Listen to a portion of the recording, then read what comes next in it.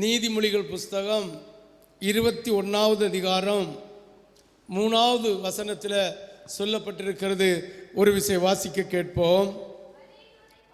பலி இடுவதை பார்க்கிலும்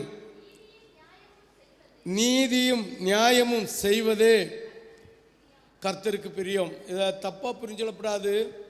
ஆண்டவரை ஆராதிக்காண்டாம், ஆண்டவரை துதிக்கண்டாம், ஆண்டவருக்கு பலி செலுத்தண்டாம், ஸ்தோத்திர பலி செலுத்தண்டாம், துதி பலி செலுத்தண்டாம் என்று நினைத்து விடக்கூடாது.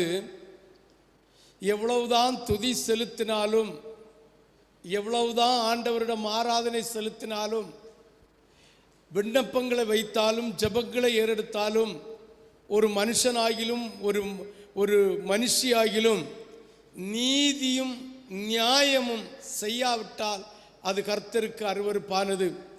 ஆண்டவரை ஆராதித்து, ஆண்டவரை மகிமைப்படுத்தி, ஆண்டவரை கனப்படுத்த வேண்டுமானால் நாம் நீதி செய்கிறவர்களாய் இருக்க வேண்டும், நியாயம் செய்கிறவர்களாய் இருக்க வேண்டும். அப்பொழுதுதான் அது கர்த்தருக்கு பிரியமாய் இருக்கும் என்று வேதம் நமக்கு சுட்டி காட்டுகிறது. ஹல்லேலூயா, ஹல்லேலூயா. நீதின்னா நம்ம எடுத்துக்கொள்ளலாம்.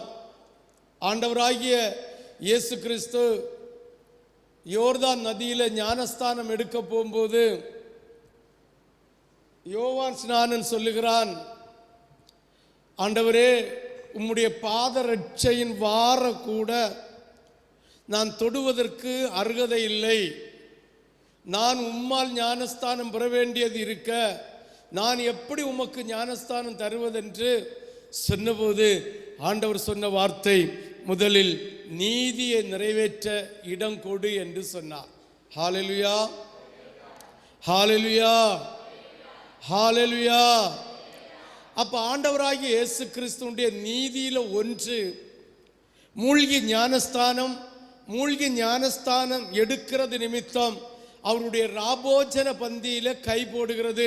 இது கர்த்தருடைய நீதியில ஒன்று. ஆண்டவரை துதிக்கிறது பெருசல்ல, ஆண்டவரை ஆராதிக்கிறது பெருசல்ல, ஆண்டவரை மகிமைப்படுத்துகிறேன் என்று சொல்லுகிறது பெருசல்ல.